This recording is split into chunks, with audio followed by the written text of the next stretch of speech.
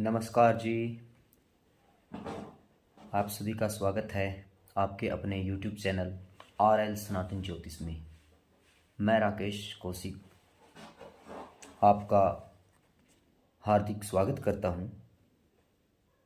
हमने सीरीज चलाई हुई है कि वर्ष 2024 का वार्षिक राशिफल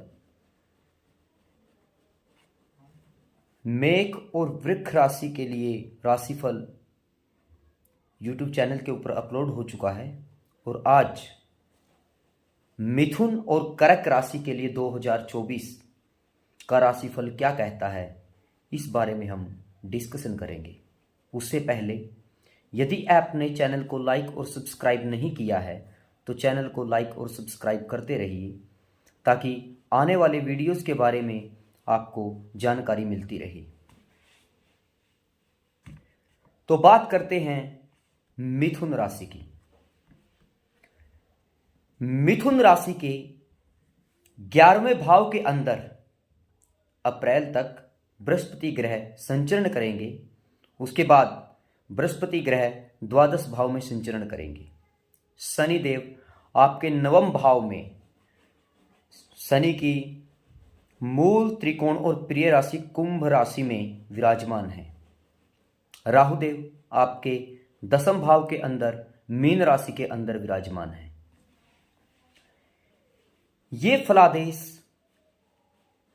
पहले मैं अप्रैल तक का आपको बताऊंगा, उसके बाद अप्रैल के बाद का, क्योंकि बृहस्पति ग्रह अप्रैल के बाद मेष राशि से वृश्चिक राशि के अंदर संचरण करने वाले हैं। तो जो पहला पॉइंट मिथुन राशि के लिए निकलकर सामने आता है, वो पहला पॉइंट ये है कि आपकी इनकम के अंदर ग्रोथ होगी, लेकिन हार्ड वर्क के साथ, क्योंकि शनि की तीसरी दृष्टि आपके 11वें भाव के ऊपर है और शनिदेव कभी भी बगैर परिश्रम के किसी को कुछ नहीं देते। तो पहली भविष्यवाणी आपके लिए 2024 के लिए मिथुन राशि की यह निकलकर सामने आती है कि इनकम में ग्रोथ होगा, लेकिन परिश्रम से। उसके बाद बृहस्पति ग्रह की 5वीं दृष्टि आपके 3रे भाव के ऊपर है और शनिदेव की 7वीं दृष्टि भी आपके 3रे भाव के ऊपर है, जहां पे सूर्य की सिंह राशि विराजमान है। यहां पे आपको थोड़ा सा वाणी के अंदर कंट्रोल करना पड़ेगा, लेकिन पराक्रम में यहां पे बढ़ोतरी होती हुई नजर आ रही है। इसके साथ साथ भाग्य का साथ, क्योंकि 9वें भाव के अंदर शनिदेव अपनी मूल त्रिकोण राशि में हैं, तो भाग्य का साथ आपको मिलता हुआ नजर आ रहा है। धार्मिक कार्यों में आपकी रुचि बढ़ेगी। व्यवसाय पिता के सहयोग से और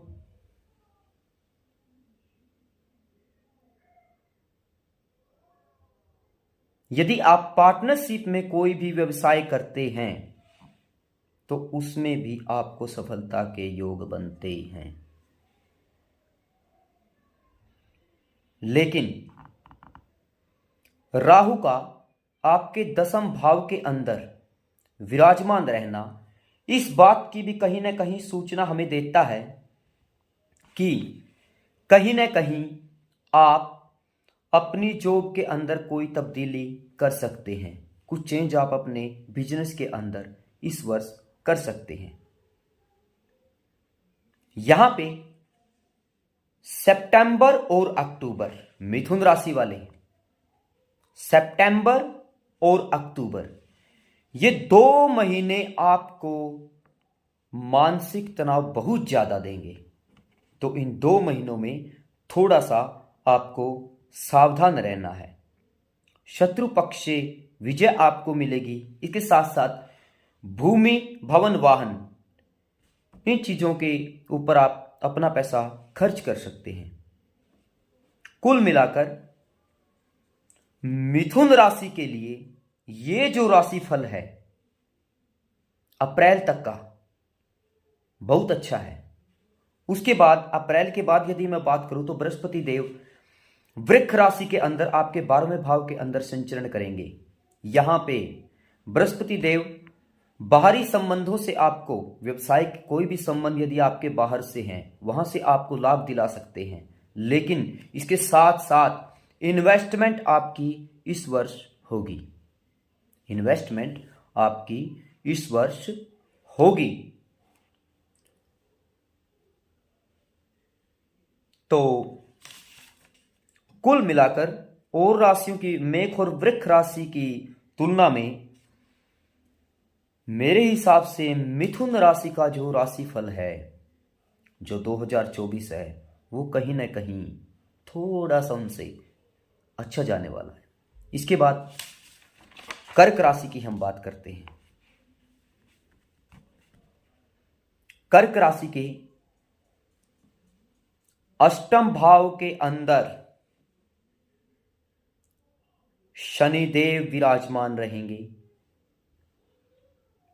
राहु ग्रह आपके नवम भाव के अंदर विराजमान रहेंगे। बृहस्पति ग्रह आपके 10वें भाव के अंदर अप्रैल तक विराजमान रहेंगे। उसके बाद एकादश भाव में संचरण करेंगे। तो यहां पे बृहस्पति देव की अप्रैल तक यदि मैं बात करूं तो बृहस्पति देव की नवम दृष्टि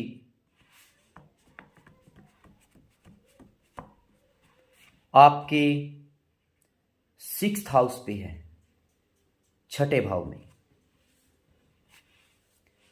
और छठे भाव में इनकी दृष्टि होने के कारण और छठे भाव में जो राशि है धनु राशि, वो भी बृहस्पति देव की ही है। तो इसीलिए पहली जो भविष्यवाणी आपके लिए निकलकर सामने आती है वो ये आती है कि कंपटीशन एग्जाम, यदि किसी भी यदि आप स्टूडेंट्स और आपने कोई भी कॉम्पिटिटिव एग्जाम्स अगर दिया है आपने, तो उसमें सफलता मिलने के चांसेस बहुत ज़्यादा हैं। नौकरी की अगर मैं बात करूं तो मई के बाद सफलता मिलने के आसार हैं, लेकिन जैसे ही अप्रैल के बाद बृहस्पति देव वृक्ष राशि में संचरण करेंगे, बिजनेस में आपका रिस्क बढ़ जाएगा, क्योंकि शनि देव की तीसरी दृष्टि 10वें भाव पे है। और तब तक बृहस्पति देव भी अपनी मेष राशि से वृक्ष राशि के अंदर संचरण कर चुके होंगे। तो यहां पे बिजनेस में कोई भी बड़ा रिस्क आप इस वर्ष न लें। यदि आपका कोई कोर्ट केस यदि चला हुआ है, कर्क राशि वालों का यदि कोई कोर्ट केस चला हुआ है, तो आप कोशिश कीजिए कि उसे आपसी बातचीत से ही आप सुलझाएं। बाय द वे, रिजल्ट्स आपके फेवर में नहीं आने वाले। यहां पे जो लोग कर्क राशि से संबंधित हैं और जो राजनीति में सक्रिय हैं, उनके लिए यह पूरा साल चुनौती भरा रहेगा। तो यदि आप राजनीति से संबंधित व्यक्ति हैं तो इस बात का विशेष ध्यान रखें कि कोई लांछन या फिर कोई केस आपके ऊपर इस वर्ष बनता हुआ दिखाई दे रहा है, क्योंकि शनिदेव सप्तमेश होके अष्टमेश में अपनी मूल त्रिकोण राशि में है। और शनिदेव बड़े ही न्याय प्रिय देवता हैं। जैसा करोगे वैसा भरोगे। शनि रिजल्ट देने में 1 मिनट की भी देरी नहीं करता, इस ग्रह की ये खास बात है। तो राजनीति से जुड़े लोग और जिनकी राशि कर्क राशि है वो लोग सावधान रहें। मध्य साल में, साल के जून जुलाई, इस समय में सेहत में थोड़ा सा आपको सावधानी बरतनी है। व्यवसाय में लाभ के अवसर आपको मिलेंगे और पिताजी के सहयोग से भी आपके व्यवसाय में लाभ होता हुआ मुझे यहां पे दिखाई दे रहा है। तो कुल मिलाकर कर्क राशि वालों के लिए बिजनेस में रिस्क और राजनीति से जुड़े लोग, इन्वेस्टमेंट और पॉलिटिशियन, इन दो के दो लोगों के लिए यह वर्ष थोड़ा सा भारी रहेगा।